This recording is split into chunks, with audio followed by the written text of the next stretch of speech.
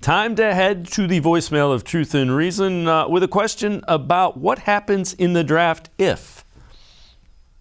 Hi there. If Andrew Berry's top 2 or even 3 targeted receivers are gone by pick number 13, do you think he could go another route like Fast Riser's defensive end Travon Walker, or trade back a couple spots and possibly get defensive tackle Jordan Davis for that D-line?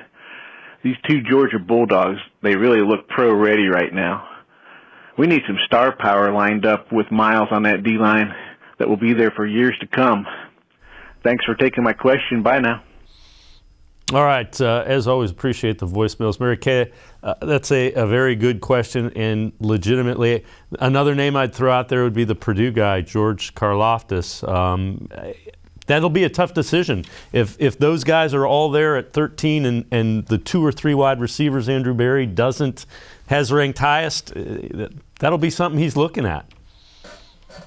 Absolutely, 100%. And it will also be fluid on draft day, obviously, depending on what happens. But it is a very, very deep defensive line class. Those guys have great tape.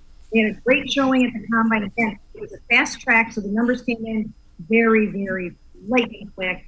And, a lot of people are all gaga over certain guys because of some of those numbers. We have to be a little careful about that.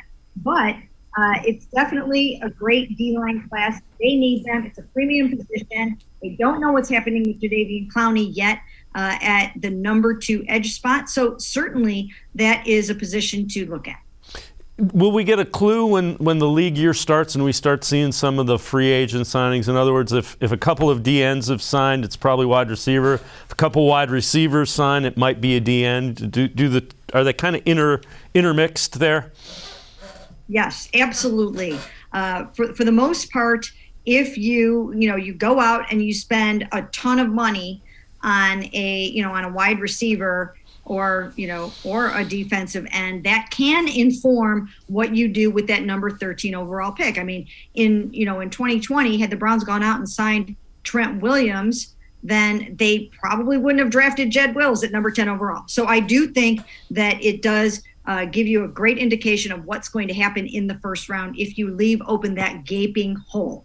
So that's something to watch as we go through the next 2 weeks. The other thing is the Browns definitely need defensive line and wide receiver help. Those are the 2 strengths of this draft. It's lined up pretty well, correct?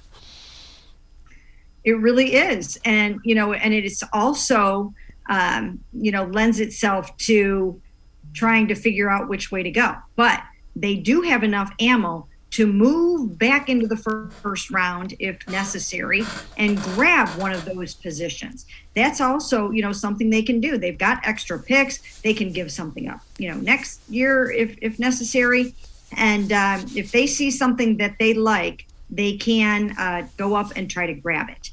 Also, if you remember, obviously back to last year, because of the way that they evaluate and they, are very skilled at what they're doing, they were able to get Jeremiah Owusu-Koramoah in the 2nd round at number 52 overall. They had him rated as a first rounder, would have been happy with him at number 26. So they're hoping that they can get a similar bargain this year.